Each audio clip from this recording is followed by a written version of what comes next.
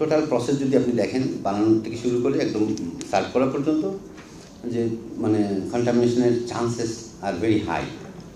Even যে সমস্ত জায়গায় তারা বসে বানায়, ওই বসাটাও রিস্ক। কারণ গাড়ি গেল, গাড়ি পানিটা উঠে এখানে চলে আসতে পারে। There are some places we have seen, তাই না? এই জিনিসগুলো, ডাস্ট তো আসতেইছে, ধুলাবালি এগুলো আছে। তো সব মিলিয়ে পরিবেশটা মোটামুটি favourable for bacteria to grow. এবার সালাদের বিষয়টা আসছি। মিক্সড সালাদ ব্যাকটেরিয়া এবং অর্ডিনারি যে সমস্ত রেস্টুরেন্টগুলো আছে সেখান থেকে নেওয়া হয়েছে এটা। তো আমরা দেখেছি যে প্রায় 38 স্যাম্পল আউট অফ 75 এটা কন্টামিনেটেড উইথ ইকোলাই, অ্যান্ড 12টা হচ্ছে সালমোনেলা, এবং ভিব্রিও 27টার মধ্যে প্রেজেন্স দেখাচ্ছে, but count was not done. কারণ প্রথমে পাওয়া যায়নি, পরে যখন এনরিচমেন্ট করা হয়েছে তখন দেখা গেছে না, ভিব্রিও আছে। That means Vibrio is there, but possibly under injured condition. তো এখন আসছি আমরা রিস্ক অ্যানালিসিস। রিস্কটা কি, যে এগুলো খাওয়ার পরে এখন রিস্কটা কী হবে।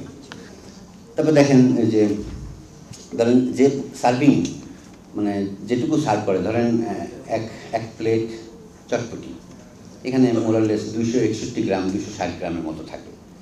তো 60 গ্রামের মধ্যে কতটুকু ব্যাকটেরিয়া আছে সেইটার রেজাল্ট হচ্ছে এইটা। দেখেন 16 মুড়ির মধ্যে 7.2 × 10⁻7 ব্যাকটেরিয়া সে কনজিউম করতেছে। তো কনজিউম করার পরে তার কী অবস্থা হইতে পারে? হ্যাঁ, 7 কোটি ব্যাকটেরিয়া একসঙ্গে সে খাচ্ছে, তাই না? এরকম বিষয়গুলো। তারপরে অন্যান্য জিনিসগুলো দেখেন, সুগার ক্যান জুস, অ্যালোভেরা শরবত, এরকম 10⁻6, মানে অ্যালোভেরা শরবত হচ্ছে গ্লাসটা 250 মিলিলিটার। এই ঈদে কম খরচে বেশি আনন্দ উপায়। এখন যে কোনো উপায় এজেন্ট থেকে 25,000 টাকা ক্যাশ আউটে ইনস্ট্যান্ট 25 টাকা ক্যাশব্যাক, যত খুশি ততবার। ওই গ্লাসের মধ্যে থাকে। তো 250 মিলিলিটারে মানে একটা ব্যক্তি কতটুকু কনজিউম করে এইটুকু দেখানো হয়েছে এখানে পার সার্ভিংয়ে দেখেন এতগুলো খাচ্ছে।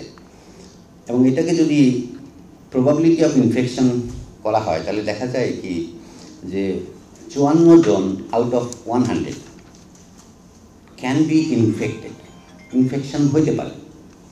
ঠিক আছে, এখন ইনফেকশন হইতে পারে, ইনফেকশন এবং ইলনেস দুই জিনিস। ইনফেক্টেড হইতে পারে কিন্তু সে ইল না হইতে পারে। It depends on many factor বলতে ধরুন তার বয়স কত, সে ওই দিন কোনো ড্রাগ নিছে কিনা, সে তার ইমিউন সিস্টেম কেমন, ইত্যাদি ইত্যাদি অনেক কিছুর উপর নির্ভর করে আসলে। তো সুতরাং মানে সিক হওয়ার চান্সেস ভেরি লেস। তো WHO বলে কি, যে ঠিক আছে, probability of infection divide by 2, এটা যদি হয় তাহলে এই পরিমাণ ইল হইতে পারে। এটা কিন্তু WHO বলে সবসময়।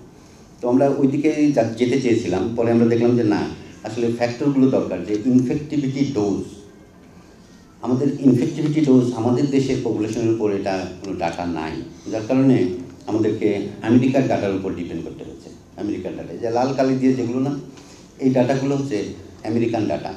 ওইটাকে যখন এখানে ফিট করা হয়েছে তখন দেখা যায় যে only 2% out of 10,000 people can be sick out of all this consumption.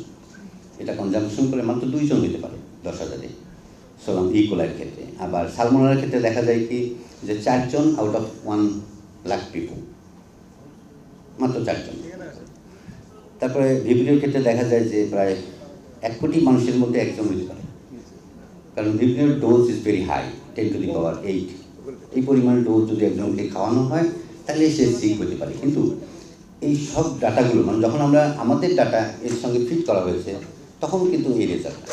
যেহেতু আমাদের দেশে এই ডাটাবেসটা নাই, মানে আমাদের মানুষগুলো কতটা sensitive two particular micro organism, যে ওগুলো খাইয়ে তাকে দেখতে হবে, এই কাজটা আমাদের দেশে করা হয়নি। সুতরাং ওই কাজটা করাটা দরকার। যদি ইনফেক্টিভিটি ডোজটা থাকতো, যে এই পরিমাণ ব্যাকটেরিয়া খেলে সে সিক হয়ে যাচ্ছে, তাহলে কিন্তু আমরা ইজিলি আমাদের ডাটাগুলো করতে পারতাম।